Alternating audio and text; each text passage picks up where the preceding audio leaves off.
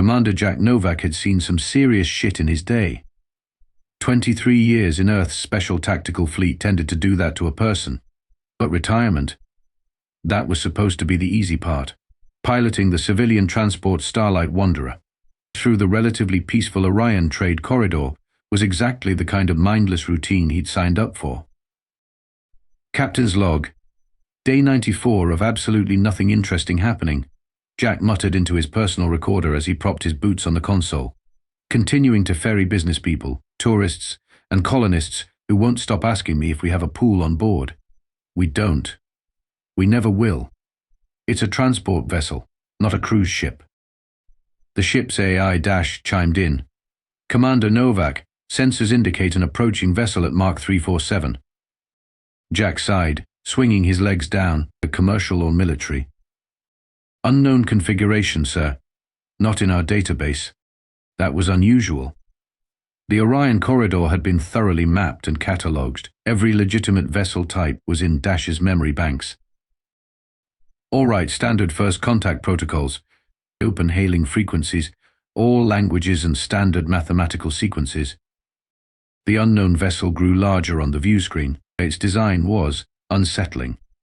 Like someone had taken fish bones, industrial meat hooks, and black volcanic glass and somehow forged them into a spaceship. The vessel was approaching fast. Too fast. Sir, they're not responding to hails, and they've activated weapons systems. Jack's military instincts kicked in instantly. Bing. Red alert. Shields up. Evasive pattern Delta 9. Sir, this is a civilian transport. We don't have shields or evasive patterns. Right. Crap. Before Jack could issue another command, the first shot hit. The Starlight Wanderer bucked violently, sending him sprawling across the bridge. Emergency klaxons blared as oxygen began venting from multiple hull breaches. Dash, send distress signal to Earth Alliance headquarters, Priority Alpha. Include all sensor data on the attacking vessel. Transmitting. Dash responded, its voice glitching with damage. A warning, critical systems failure imminent.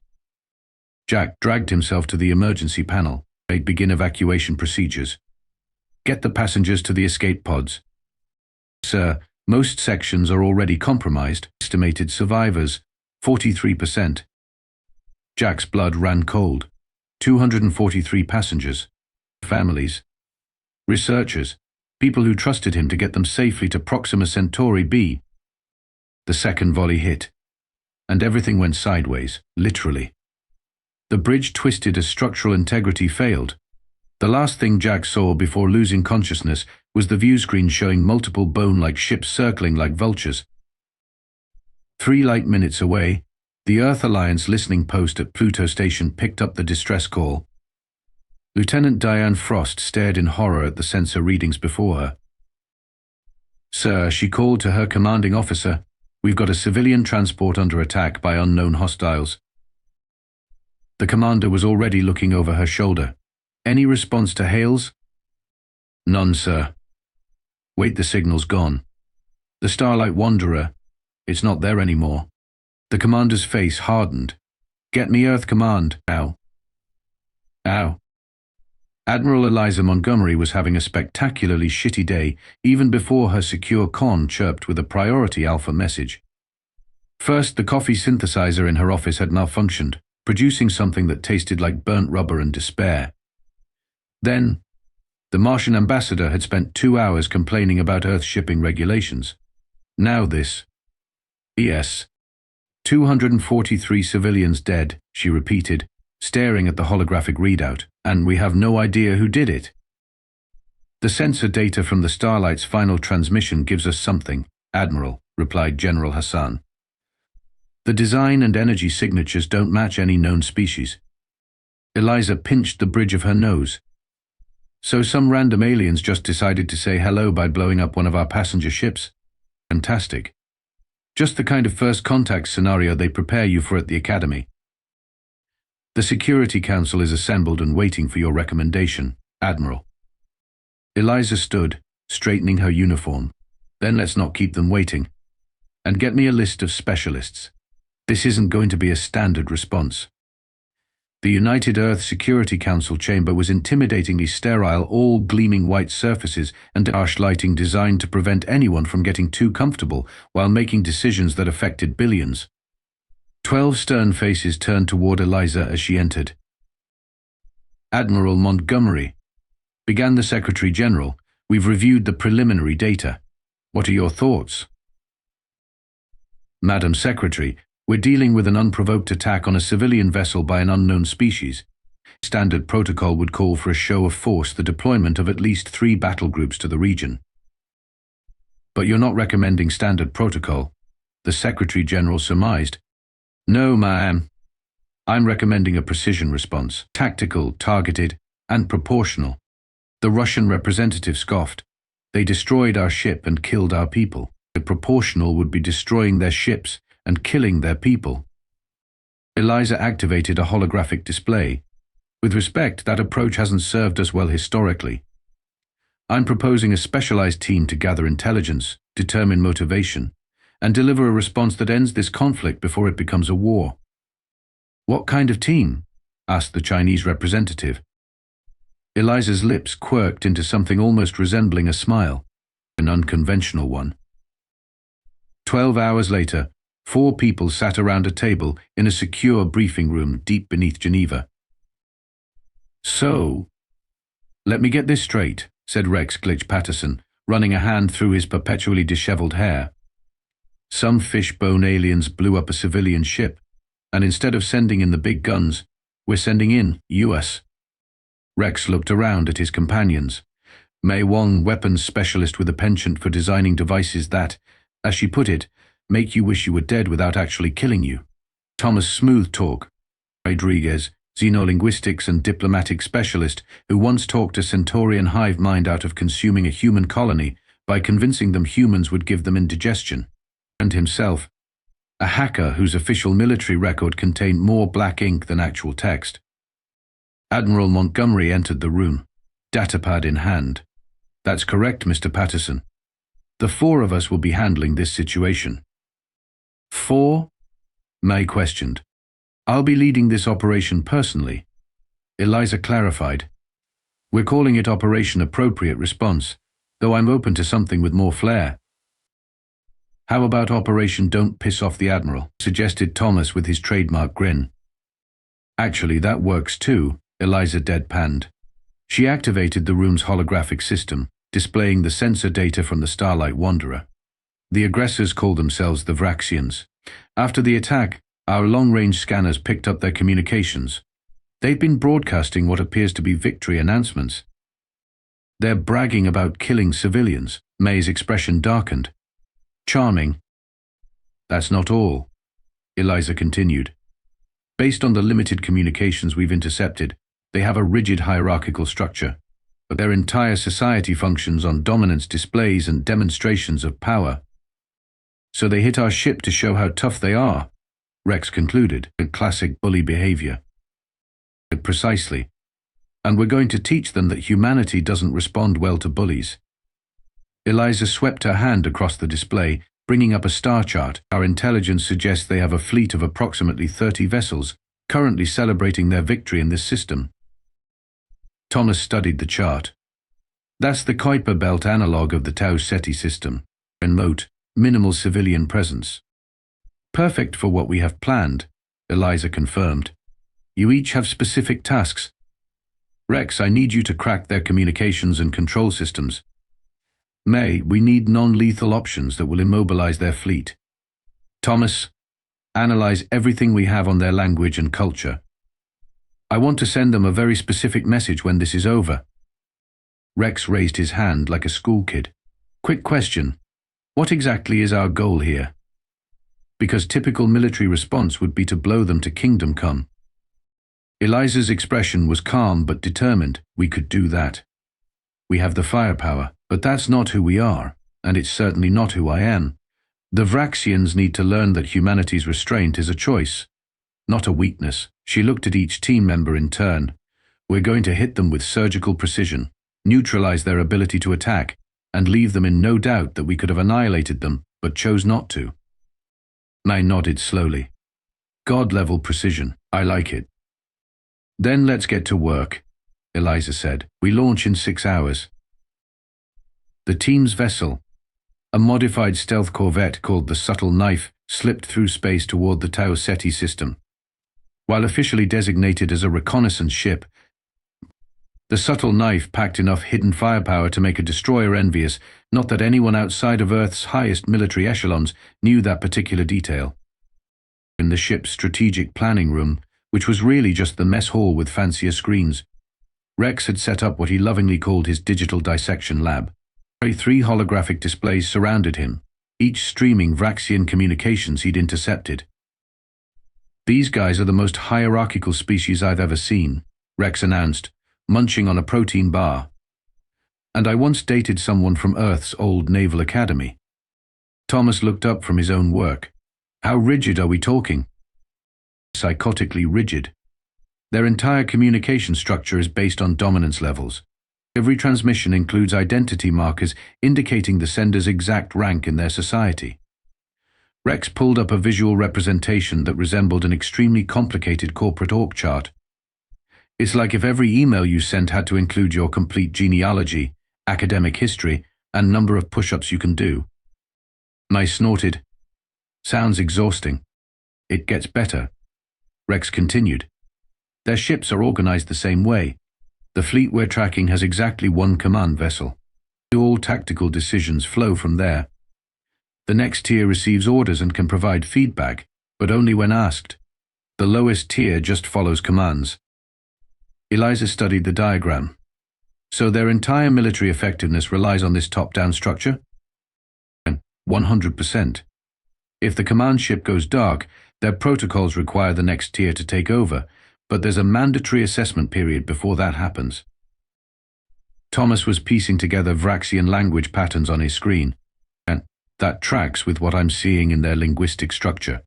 Their words for initiative and independence have the same root as their words for dishonor and treason. "What about their attack on the Starlight Wanderer?" Eliza asked. "Any insight into their motivation?" Rex pulled up another intercept. "Based on what I've decoded, they considered the civilian ship to be trespassing in space they've claimed. But here's the kicker: they didn't issue any warnings because in their culture, it's dishonorable to warn inferior beings. So they just opened fire," May said flatly. "Pretty much. And now they're celebrating having taught the primitive humans a lesson in proper respect." The room fell silent for a moment before Thomas spoke. "You know what this reminds me of? Medieval European feudalism mixed with ancient Spartan militarism. Honor above reason, strength above negotiation." "Which gives us our opening," Eliza said, standing up and approaching the tactical display. "If they value hierarchy and honor so highly, we need to disrupt both. Rex, can you isolate their command ship's communications?" "Already on it, Admiral. I can not only isolate them, but feed them false data if needed." "Perfect. May, what have you got for us on the non-lethal front?" May's eyes lit up in that slightly disturbing way they always did when she got to talk about her inventions. "I've modified our EMP weapons to create what I'm calling targeted system failure cascades. Instead of knocking out all electronics, they can be calibrated to specific systems." She brought up schematics on her screen. "We can take out their weapons, propulsion, or life support selectively. And I've also created these beauties." She held up what looked like a silver sphere the size of a marble. "Quantum entanglement disruptors. They mess with the quantum communications they use between ships. Not permanently, but long enough to cause confusion." "And confusion in a rigid hierarchy," Thomas began. "Is the same as paralysis," Eliza finished. "Well done." Rex raised a hand. "There's something else. I've detected anomalous communications from within the Vraxian fleet, specifically from their equivalent of a brig on the command ship." "Prisoners?" Thomas asked. "I think so. And based on the transmission patterns, Rex's fingers flew over his interface. I think they might be human."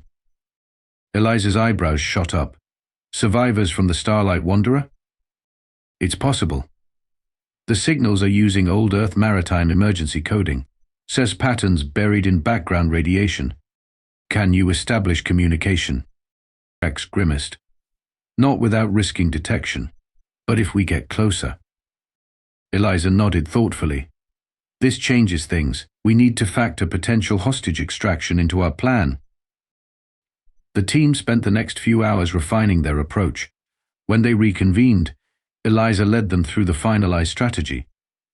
The Operation Surgical Strike will proceed in 3 phases, she explained, highlighting sections of the tactical display. Phase 1.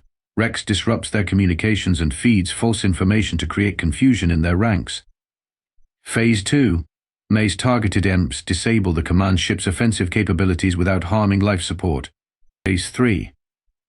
We identify and extract any human survivors while delivering our message to the Vraxian leadership.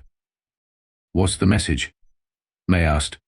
Eliza's expression was grim but measured, that humanity could have destroyed their entire fleet, but chose precision instead, that mercy is not weakness, and that if they ever attack another human vessel, our response won't be nearly so restrained. The Security Council approved this. Thomas sounded surprised. Not exactly, Eliza admitted.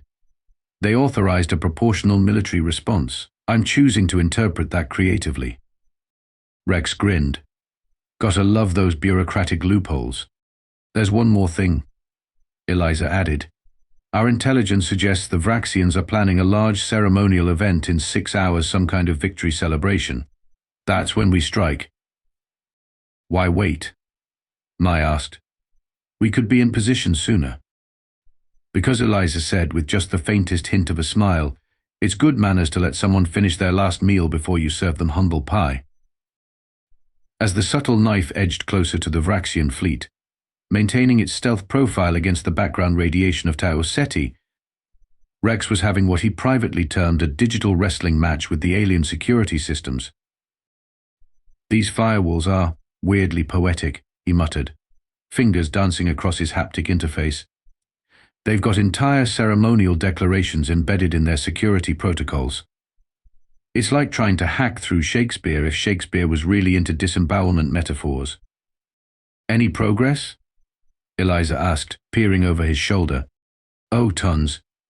I'm in their secondary communication networks already. The primary ones are tougher. But give me another. A triumphant chime sounded from his system, and we're in. Full access to their fleet-wide communications.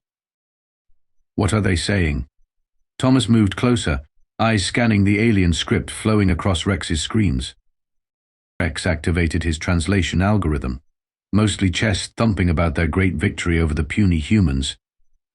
Oh, and apparently they're planning to mount pieces of the Starlight Wanderer's hull on their ships as trophies. May made a disgusted sound. Charming cultural practice. Wait, there's more. Rex's expression grew more serious. They're explicitly discussing plans to push further into human space. They see our lack of immediate response as confirmation of weakness. Little do they know, Eliza murmured. What about the potential survivors? Rex split his display, focusing one section on the anomalous signals. I've isolated the transmission source. It's definitely coming from the brig section of their command ship, and he paused, his eyes widening. I've got a partial decrypt. It's a name repeating over and over, Novak. Commander Jack Novak. Eliza's posture straightened. The Starlight's captain? It looks that way. If he's alive and communicating, there might be other survivors. Eliza nodded decisively. This confirms we need the extraction component. May, how are the weapons coming? At her own station, May was making final adjustments to what looked like a collection of exotic silver jewelry rather than advanced weaponry. The targeted NPs are calibrated and ready. I've programmed them to knock out weapons, propulsion, and communications in that order, with a 90-second delay between systems. She held up one particularly elegant piece. This one's special. It'll create a temporary quantum disruption field around their command ship, isolating it from the rest of the fleet. Their rigid hierarchy works against them. The subordinate ships won't act without orders. And the recovery drones? Ready and waiting. 10 stealth extraction units, each capable of carrying up to 3 human-sized passengers. Thomas had been unusually quiet, focused intensely on his screens. Admiral, I think you should see this. Everyone gathered around as Thomas displayed his findings, a detailed analysis of Vraxian social communications.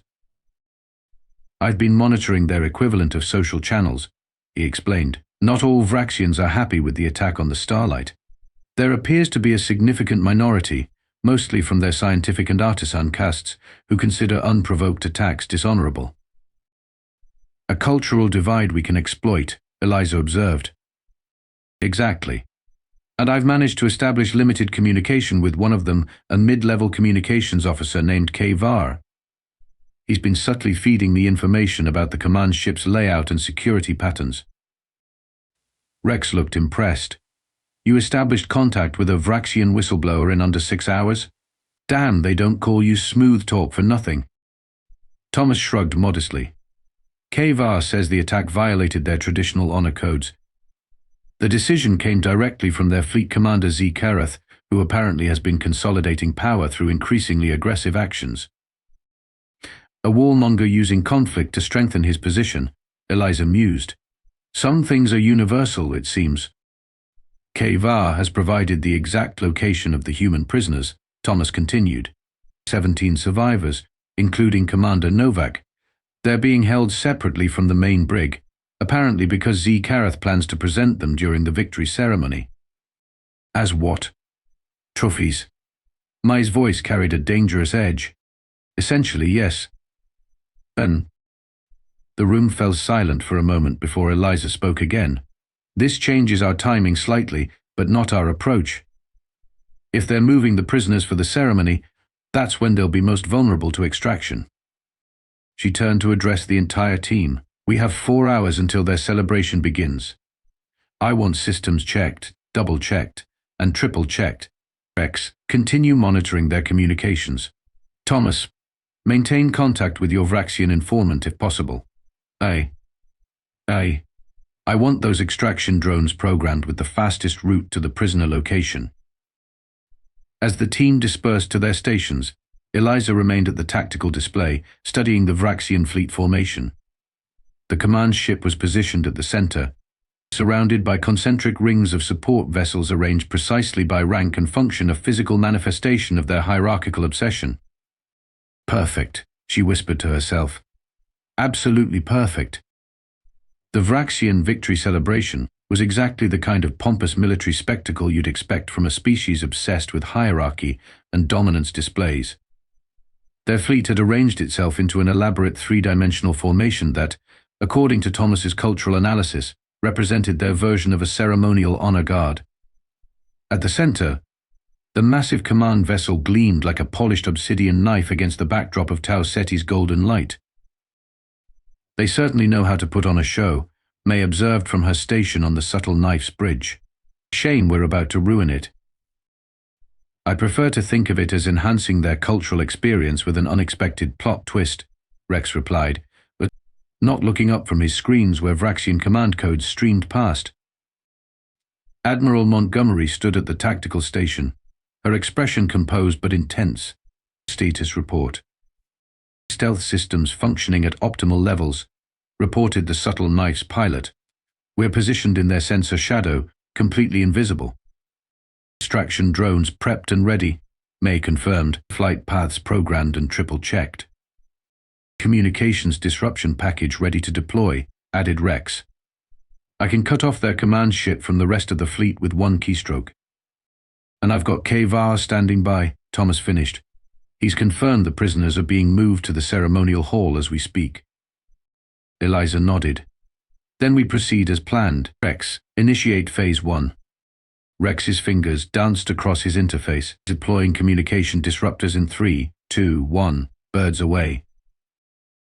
On the tactical display, tiny dots detached from the subtle knife and streaked toward the Vraxian fleet, too small and fast for their sensors to detect. Each quantum disruptor positioned itself alongside a key Vraxian vessel. "Disruptors in position," Rex announced. "Activating on your mark." "Execute," Eliza commanded. Rex pressed a glowing red button with theatrical flair. And showtime. Across the Vraxian fleet, chaos erupted with beautiful precision. The command ship suddenly found itself unable to communicate with its subordinates. Simultaneously, Rex's infiltration of their networks began feeding false information to each ship tier, suggesting conflicting scenarios, but some received alerts about engine failures, others about imminent attacks from unknown vessels. Phase 1 successful. Rex reported with evident satisfaction. They're completely discombobulated. The lower tier ships are breaking formation, trying to respond to phantom threats. May couldn't suppress a grin. It's like watching a perfectly choreographed ballet of confusion. Phase 2, Eliza ordered.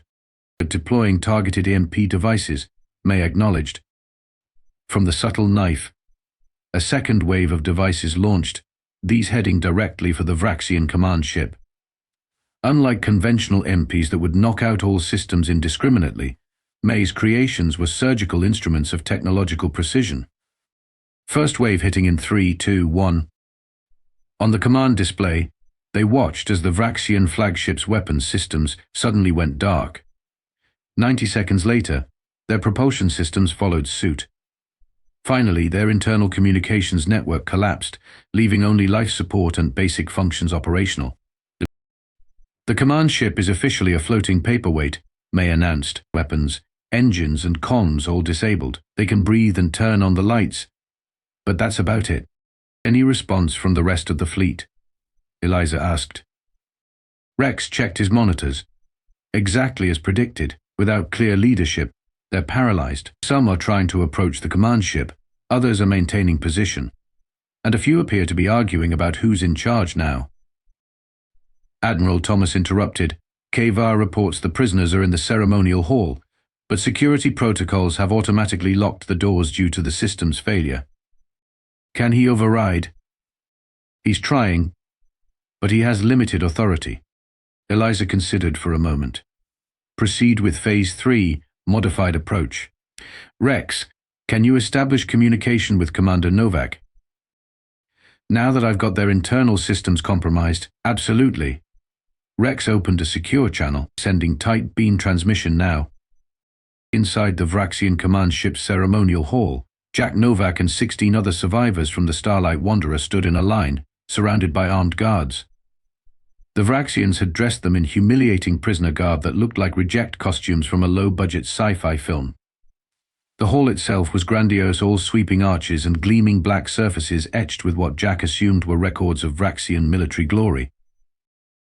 Fleet Commander Zekarath was mid-speech, describing in painstaking detail how he had vanquished the pathetic human vessel, when the lights flickered and died, plunging the hall into darkness.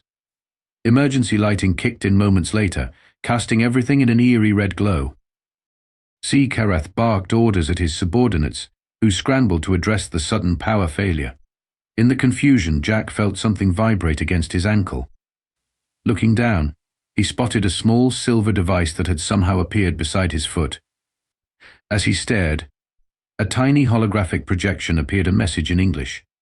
Novak, Earth forces inbound. Create distraction in 30 seconds. Stay along North Wall. Jack allowed himself a small smile. He'd known Earth wouldn't take the attack lying down, but this was faster than he'd expected. He caught the eyes of his fellow survivors and gave them a subtle nod. 28, 29, 30. Hey, Fishface, Jack shouted, drawing himself up to his full height. Is your mighty empire so fragile that it can't even keep the lights on during your big moment? Zekarath whirled toward him, mandibles flaring in what Jack interpreted as alien outrage. You addressed the fleet commander with disrespect, Zekarath hissed. Oh, I'm sorry, Jack replied with exaggerated politeness. I meant to say, hey, Supreme Fishface. As Zekarath advanced toward Jack, the ceiling panels along the north wall silently slid open. From the openings, 10 sleek drones descended, moving with whisper-quiet precision. The Vraxian guards, focused on Jack's distraction, didn't notice until the drones had already deployed defensive energy fields around the human prisoners. What is happening? Zekarath demanded as the room erupted into chaos. His answer came in the form of a ship-wide announcement in perfect Vraxian language. Attention, Vraxian command vessel.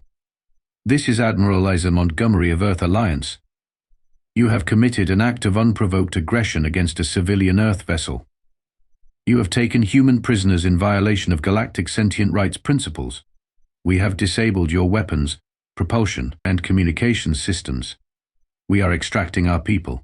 You will not interfere. The drones attached themselves to the human survivors, creating individual transport bubbles around each person.